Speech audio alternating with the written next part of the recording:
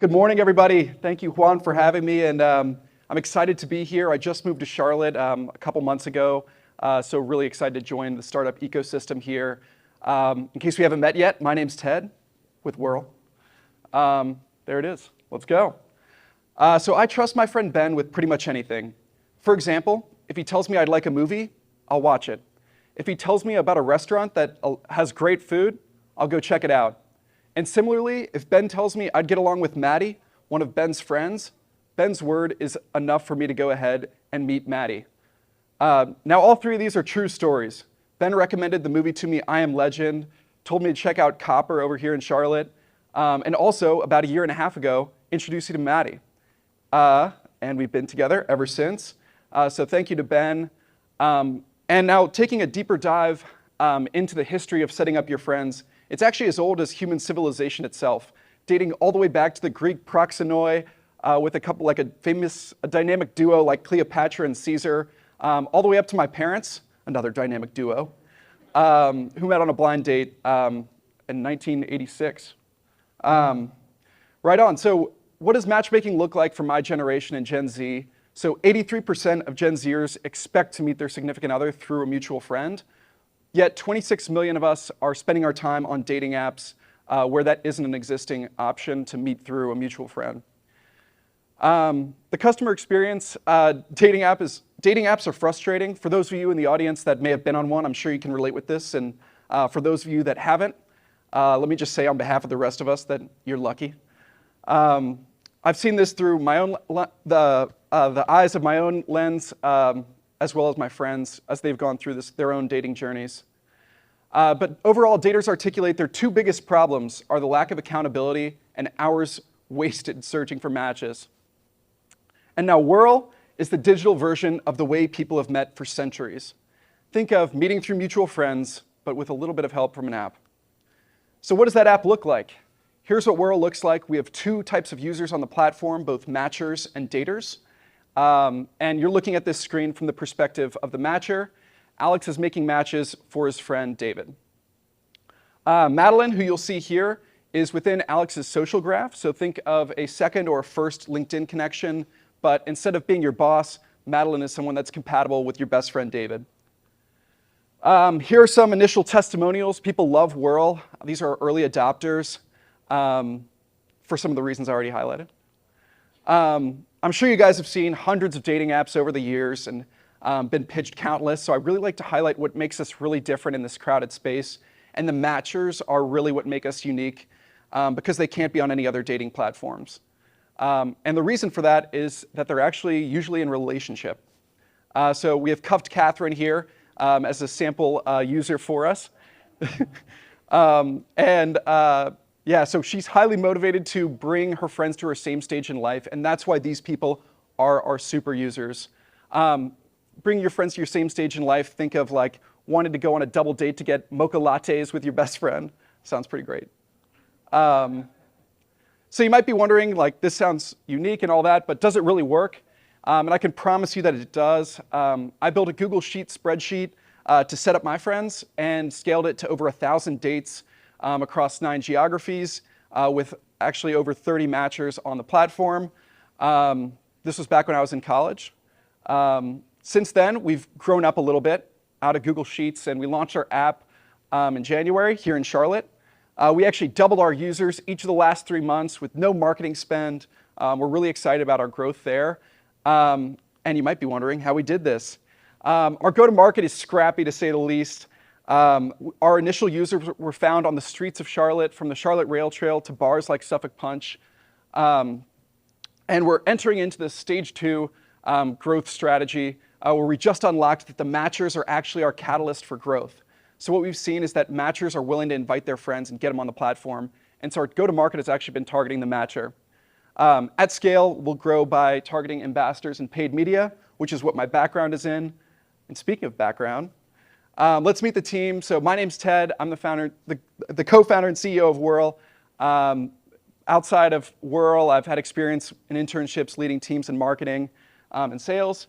And then my co-founder and CTO, Sheil, this guy just makes it happen. But his background, he's worked in other technology leadership positions at other startups. Right on. So the future, we're projected to grow to 3,000 users, monthly active users in Charlotte by the end of the year. This is without any funding. This is just because I'm willing to get a part-time job, make this happen. I believe in it. I've seen it work. And so that's what it looks like at the end of this year. That being said, we are raising $250,000 because I love to accelerate our growth and what we have so far. We're looking to grow to 20,000 monthly active users at the end of this year, including launching Charlotte and DC, or launching Atlanta and DC, excuse me. We're already backed by some great investors, including Techstars, a handful of angels, other founders, and even some of our users. So that's Whirl. Are you ready to invest? Let's go. Thanks, guys, for having me. Yeah. Hey, Ted, thanks. What's up? Well, first off, one of my pet peeves is actually you did not do. You made good use of your time. You didn't try to cram everything in the end. And I was worried when you started off about a minute with, going back to Greece. I was like, uh-oh.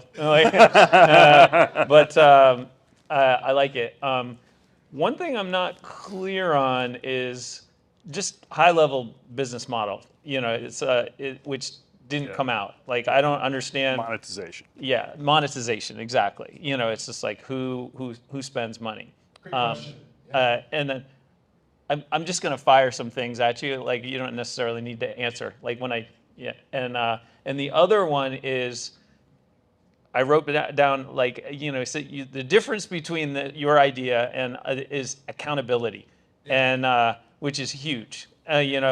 Which in the back of my mind comes as a business person, liability. It's just like, oh, okay, like I became, sort of active on, like, cuffed Karen or whatever, she's on there and she's introducing people, and then like one date goes horribly wrong. And that to me says, accountability becomes liability. And I was wondering if you could just talk a tiny bit about that, and then your whole business goes away. And so those are the two things that jump to mind. And then the final thing actually is, you mentioned that you've got some angels and some other folks. You said who the team is, but who's behind you? Like, if you do have a name or someone who has put together a big company, like this, or has social experience or whatever, I think it'd be good to get them on. Assuming they're willing, to get them on that slide. For sure. Yeah. Do I answer the? Yeah. So for the business model, I had a feeling this would come up, so I actually threw together an extra slide this morning. So we have 3 revenue streams that we're excited about, but our initial goal where we are right now is to build a product people love using. That being said, at scale, so we've seen the freemium model work. We actually charged our initial users on the Google Sheet $5 to sign up, so we've generated some revenue in the past. Additionally, we've done some B2B, so think of doing a revenue share for a first date location, and we've done that in the past with our Google Sheet as well. And then the last category is, like, I call it matchmaker SaaS. I don't think this is a category, but that's part of the problem. Professional matchmakers want, like, a CRM to organize all their users. So I guess that's huh? Pick one. You don't have to do it on the spot, but in the future, like, this is our business model. You can have those other 2 on tap in the back of your mind, but at the stage that you're in, just one business model. Like, you can pivot as you go along. Yeah. Like, for an investor or whatever, it's like, I want to know that you've thought about this and that you're focused on this, and then it's like, if necessity makes you move, but the answer to the question of your business model is one. Premium. Yeah, we also found a bunch of money in one of the couches that we work with. That's kind of what it looks like. Thank you. Yeah.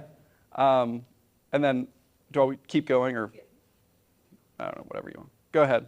So I would echo most of Garth's comments. First of all, I thought you did a nice job. I thought the presentation was well put together. I agree with you. I was a little concerned out of the gate, like, where are we going to go with this? But I mean, you brought it home nicely. I think monetization is one of those things, to Garth's point, you need to hit on. I also agree, if you've got some backing, it would be great to reference that. All in all, so look, I'm probably not your target market for this, But I love the concept. I mean, I think it's a very neat concept. It seems like you have a differentiator. I like the idea of kind of the validation of the matchmaker and things like that. I mean, I think it's a unique angle. So I compliment you on the concept. And I think you're so watched a few of these last time and like I would put you head and shoulders above of what the quality of most of what I've seen here experiencing in this. So I compliment you as to a very nice job today. Thanks. Right on. Did you have another question you wanted to answer of Garth's? Yeah, so wait, so it was business model, liability, and then what was the third one? I already forgot. Scott touched on it. Just the people that you have behind you, like Right. putting them up. Yeah. Right on. So in terms of liability, Fire question. No, right on. no worries. I appreciate the constructive criticism for sure. And yeah, so in terms of liability, so the social host law is something we're super aware of. And so what we've seen is that the accountability, so like we've done, again, like 1,000 dates. We haven't had any problems at all on any dates so far because it's kind of within that social graph. And so people aren't going to be vouching for people that aren't necessarily, I don't know, all good. So what we've seen is like because it's that human-centered piece that we're getting better people and safer dates as a result. That being said, I definitely am curious to learn more about the liability side. I think it's definitely a big problem with some of the other dating platforms. Like you hear about the Tinder swindler, all these other horror stories, frankly. So yeah, it's definitely something we're aware of. But yeah. Yeah, let's go. Okay, well, mine is more of just a feedback on my part that on the liability, maybe turning it into an opportunity point to ponder and lens is, I don't see women here, but maybe surround yourself either in focus groups or with team additions, consultants, whatever you need to do, investors. Yeah. With women, because I don't know the metrics on it, it's a massive piece of the dating market. Yeah. And P.S., the only reason I know the word cock is for my 17 and 19-year-old daughters, so I'm not in this market at all. So you're teaching me about it, which is awesome, but I think surround yourself with women, but from the liability standpoint, it's massive for women. And I know from my own daughters of the safety issue, right? So For sure. kind of preparing yourself for that prevent and Uber before it starts, because you're going up against massive monsters of industry in this category. So maybe differentiation is potential there by one, tapping into that women's market and focus groups, et cetera, and then that's your referral base, because I know For sure. women in this room will say, like, we refer our friends to anything, especially men or, partners, let's call it, to be gender agnostic. So just one, are you surrounding yourself with women on your team? And then two, just points to ponder for a market opportunity. For sure. So I guess the question was, if I'm surrounding myself with women on the team? Yeah, so we have a great focus group. I call it the Whirl VIP. And so that's a group chat of me and a bunch of the matchers, again, primarily female, and they're what really drive our platform. One thing that's really unique to Whirl is that we're primarily female, actually. And I think that's a big testament to what we're trying to build with accountability and safety, kind of to your point. So yeah, I look forward to bringing more women on board in the future, for sure. That's a big part of our 2-year plan and 1-year plan. Yeah, you're right. Thank you. Yeah, let's go. I have a recommendation regarding the business model. Let's go. So I will start, if you want to raise extra funds, I will start to raise funds by participation at events. Because practically people, your target audience kind of dates a lot online. It's easier to match offline and you see, you hear the personality, maybe match easier. And I see that the first way to generate revenue so you can be able to raise funds easily. Yeah. And then I recommend to add also the inclusivity part, because also there's a target audience in LGBT communities in other countries that are suffering in terms of dating, and I participate a lot of horror stories. Yeah. So I recommend also to check again on the safety part, and to have in mind not only the algorithm, but also the personality part in terms of matching and all type of maybe attachment styles or these types that helps in dating. Yeah, thank you. I appreciate it. We can catch up more after if that works. I'm excited to hear your ideas. Awesome. That takes it a time. Let's give it up for Ted. Thanks, guys. Great to meet you all. Thank you.